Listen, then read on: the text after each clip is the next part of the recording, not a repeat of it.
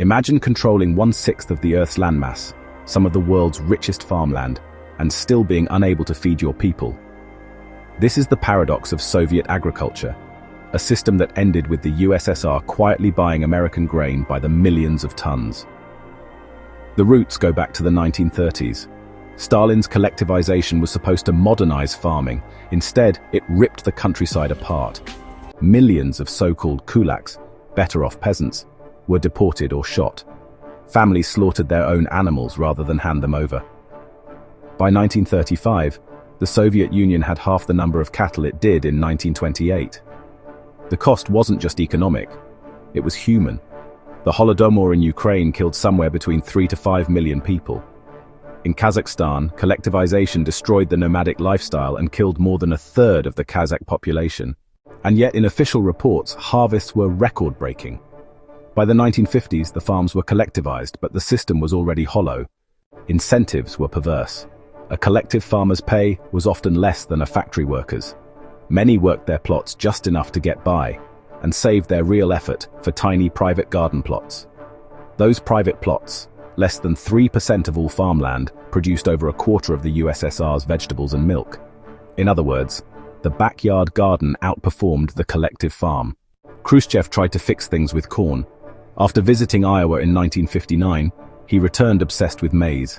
Entire propaganda campaigns declared corn the queen of fields. Farmers were ordered to plant it across the USSR, including places like Murmansk and Siberia. The result? Whole harvests rotted in the snow. Farmers joked bitterly, corn grows well in Iowa, but in Russia it just dies. Then came the Virgin Lands campaign. From 1954, millions of volunteers were shipped to Kazakhstan and Siberia to plow up the steppe. For a few years it worked. The 1956 harvest was a record, 125 million tons, nearly double the usual. But the soil wasn't suited to continuous planting. Without rotation or shelter belts, the topsoil blew away. By the early 1960s, Kazakhstan was experiencing massive dust storms. Entire villages were abandoned. The campaign was quietly wound down. Meanwhile, distribution was a catastrophe. The USSR lost up to 20–25% of harvested grain each year to rot, rats, and transport breakdowns. Grain sat in uncovered piles in the rain while people in Moscow queued for bread. By the 1970s, the contradiction became impossible to hide. Soviet harvests stagnated at 180–200 million tons a year, while the US produced over 330 million tons with half the workforce.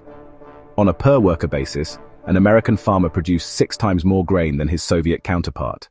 So the Soviet Union did the unthinkable. It went shopping in America. In 1972, the so-called Great Grain Robbery saw the USSR buy 10 million tons of US wheat at subsidized prices, shocking world markets. By the 1980s, the USSR was the world's largest grain importer, buying up to 30 million tons a year from the United States and Canada.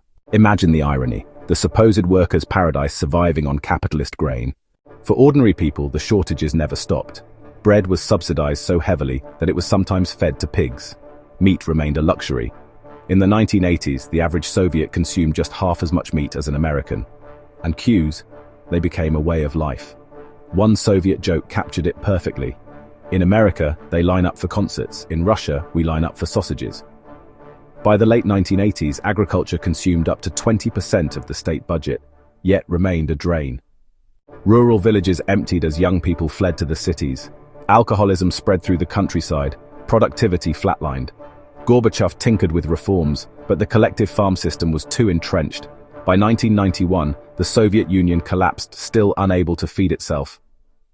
The lesson was clear. Ideology and central planning had destroyed the one sector that should have been the USSR's strength. The Black Earth Belt of Ukraine, the steppes of Kazakhstan, the fields of Russia, all should have been enough to feed an empire. Instead, the empire fed on American grain. The collapse of Soviet agriculture wasn't just about bad weather, it was about bad systems. Systems that valued propaganda over production, loyalty over results, and ideology over reality.